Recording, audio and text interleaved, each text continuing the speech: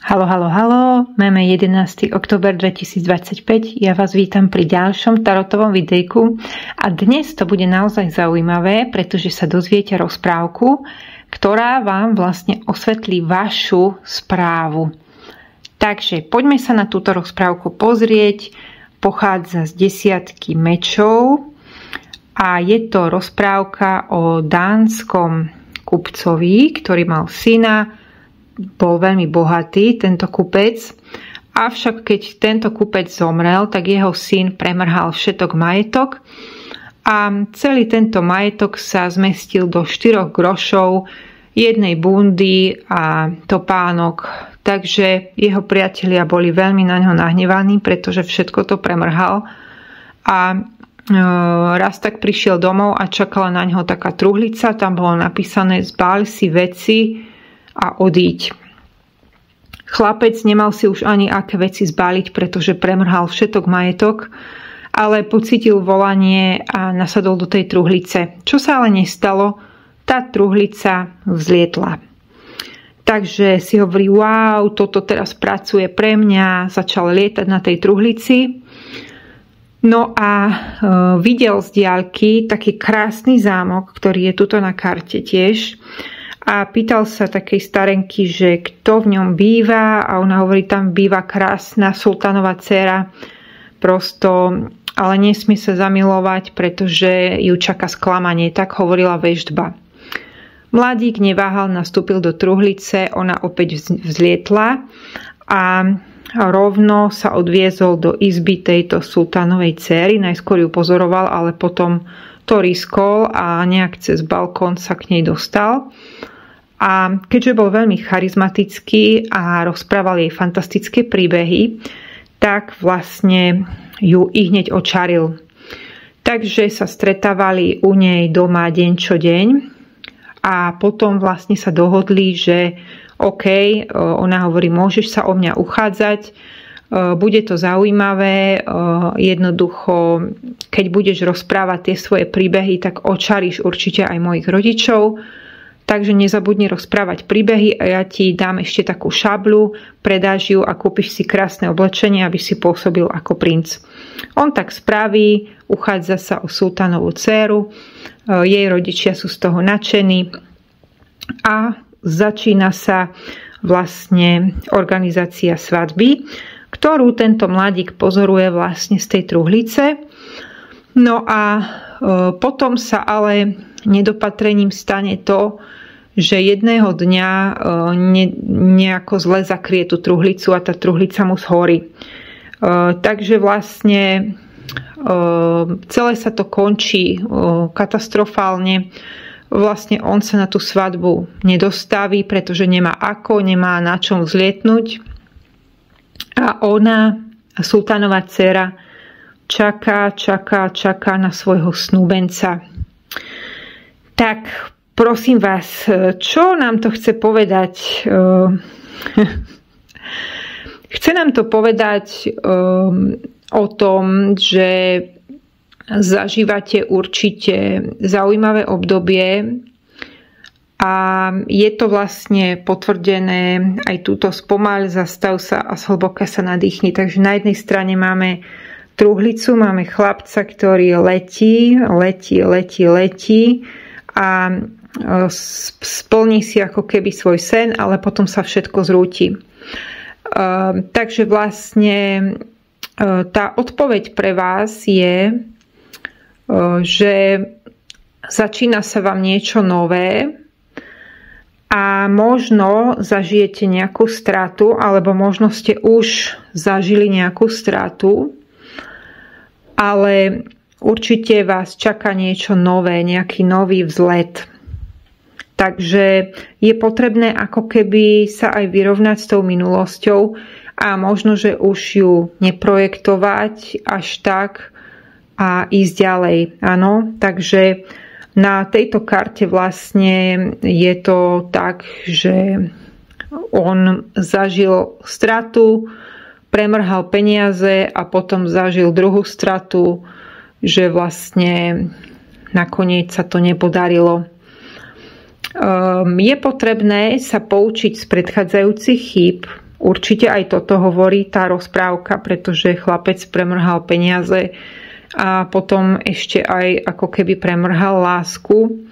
Takže keď sa ocitáte v tých istých kolečkách, tak je potrebné sa poučiť z toho a už neísť do tých istých chabaďúr. Aj to je významom tejto karty. V tradičnom tarote je 10 mečov vlastne taký chlapík, ktorý je prebodnutý mečom a je to ako keby už smrť starého ja, dá sa povedať, a vznik niečoho nového. V tejto rozprávke je dôraz vlastne na tú stratu a aj na to, že čokoľvek robíte, tak musíte sa poučiť z predchádzajúcich lekcií a jednoducho ich neopakovať. Tak, poďme sa pozrieť ďalej. Toto je krásna holubica. Vnútorný mier, spomaľ, zastav sa, zhlboka sa nadýchni. Takže na jednej strane letíte do niečoho nového, na druhej strane paradoxne hovorí holubica, spomaľ, zastav sa, zhlboka dýchaj. Áno. Takže tá odpoveď na vašu otázku bude spomaliť sa, naozaj mať kľudnú myseľ. Všetko sa to začína v bránach našej mysli, pretože to je chrám, ktorý si musíme stále zametať a stále vlastne si ho pestovať, nejakým spôsobom si ho uchovávať čistý. Takže nemôže tam byť veľa harampádia, je to ako keby sme preplnili pivnicu a potom vlastne nemáme kde dávať už veci. Takže možno aj vyčistiť si myšlienky a prijať vlastne aj straty minulosti. Je to tak, možno ste zažili nejakú stratu, ako tento chlapec v tejto danskej rozprávke. Už ju nepremietajte, príjmite to a choďte ďalej. Ale poučte sa z toho. To je odkaz pre vás. Takže ja sa s vami rozlúčim. Dnes to boli rozprávky a zvieracia medicína. Bol to kolektívny odkaz, keby ste chceli vlastne odpoveď na tú svoju otázku, tak viem vám to urobiť vo forme tarotov, takisto viem do toho pridať astrológiu, tranzity, mnohé iné náuky, viem vám to spojiť do krásneho videa, ktoré si pozriete doma v pohodlí a môže byť to pre vás veľmi cenným materiálom. Takže pozdravujem vás a majte sa krásne.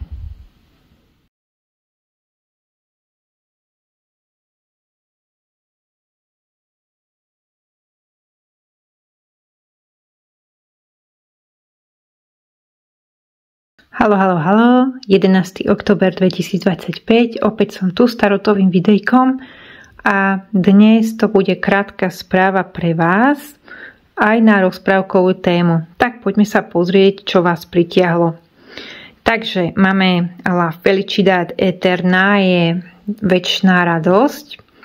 Takže priatelia milí moji, dospeli ste na koniec nejakej cesty. Takže putovali ste dlho, bojovali ste s temnými silami lesa. Prešli ste cez jazero, ktoré stelesňuje nevedomie, až nakoniec ste dorazili tam do hradu, ktorý sa nazýva Anima Mundi. Je to ako keby duša sveta, ktorá vlastne má veľmi veľa poznaní. Áno? Takže vy ste sa dostali už na koniec cesty. Určite ste ošľahaní vetrom, určite bolo na tej ceste všelijaké počasie. Raz bola búrka, inokedy svietilo krásne slnko, inokedy strašne bolo chladno a snežilo a fúkal do toho vietor. A vy ste sa brodili a išli a verili ste, že jednoducho dôjdete na koniec nejakej cesty. Je to koniec vašej etapy života, priatelia moji milí. Takže áno, načítava sa vám nová etapa života. Určite áno, prosto dostali ste sa tam k tomu hradu a teraz čaká vás nové dobrodružstvo. Ale ešte predtým vlastne tu vyšli dve zvieratá. Takže máme Dikobraza, nevinnosť, osloboď sa od viny a studu a takej hanby, by som povedala. No a tuto máme vačicu, ktorá nás odkazuje na stratégie, áno. Takže na čokoľvek sa pýtate, jednoducho je to koniec určitej etapy vo vašom živote a začína sa niečo nové. Teraz, ako tam stojíte a pozeráte sa na ten hrad, mali by ste smerovať svoju predstavivosť k tomu, čo chcete. A ja vždycky hovorím ľuďom, že snívajte. Aj keď čakáte na autobus, na pokladňu v obchode, alebo hoci kde čakáte, snívajte s otvorenými očami. Takže áno, je to tak, prosto môžeme snívať aj počas toho, ako vlastne čakáme na niečo a tie reality vlastne sa môžu nám pekne prelínať. Takže vieme byť uzemnení a vieme byť v tomto priestore, v tzv. Tejto dimenzii a tejto realite, ale súčasne vlastne vieme zapnúť aj našu imagináciu a našu predstavivosť. Čo ale ľudia robia? Nakrmia svoju imagináciu a predstavivosť proste nejakými správami na internete alebo politikou alebo niečím iným, čo vás vie rozptýliť. Ale nie, snívajme a vizualizujme, čo by sme chceli. Vyvolávajme si veľmi žiarivé, jasné obrazy. Pretože to, na čo sa zameriavame, nepochybne rastie. Takže prečo by sme sa zameriavali na temné stránky Matrixu a mocenské hry a boj o pozornosť a ega, všetko to, čo sa miesi vlastne v politike. Prečo by sme to robili, keď my sa môžeme zamerať na seba a môžeme si takto zvedomovať krásne veci. Takže vlastne je to úžasné, pretože tie reality, takzvané reality, vlastne sa môžu spájať a oni sa môžu zlievať. Áno, sme tu, ale zároveň sme aj inde. Zároveň vyjadrujeme, čo by sme my si želali v budúcnosti. A zároveň to cítime na tele, takže telo je úžasný fenomén vlastne v spojitosti s mozgom, s predstavivosťou, vie vlastne zareagovať na túto imagináciu, áno. Takže toto je krásna karta. Tak, tuto by ste ešte mali uzavrieť si nejakú minulosť, možno aj osloboď sa od viny a hanby.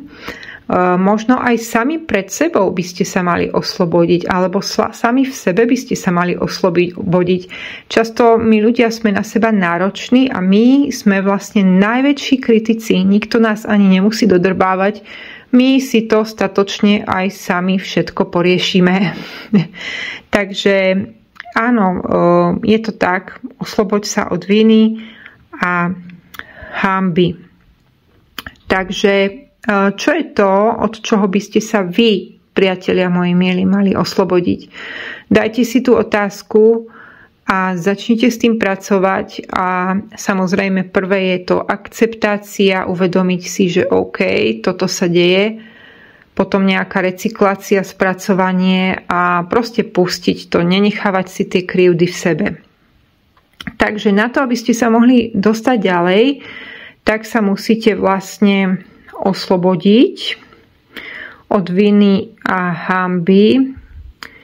A tuto máme ešte vpredu vačicu.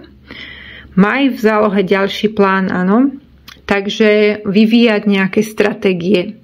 To je vlastne to, čo ja som hovorila, že tá imaginácia je veľmi dôležitá a vyvíjať viacero stratégií, čo by sme chceli, a prosto sa s tým pohrávať na veľmi takej jasnej, žiarivej úrovni vízií, plánov, Prosto áno, robiť si aj tie stratégie, to je určite dobrý nápad. Myslím si, že áno. Takže tuto vlastne ste na konci niečoho a na začiatku niečoho, pretože keď vojdete do toho zámku, tak sa začne nový príbeh. Tuto ešte potrebné je sa oslobodiť od viny a tuto máme myšlienku na stratégiu, áno. Takže asi takto. Takže toto bola moja krátka správa. Ja sa s vami rozlúčim. Toto bol kolektívny výklad. Keby ste chceli výklad na vašu konkrétnu otázku, tak viem vám to nakombinovať s tarotom, viem tam zakomponovať aj iné náuky, viem vám pozrieť astrologické tranzity a tak ďalej a tak ďalej. Takže takto ja pracujem a tieto výklady vlastne, tento výklad vám viem poslať ako keby do videa, zlepiť to, vy si to potom pozriete doma v pohodlí. Takže pozdravujem vás a majte sa krásne.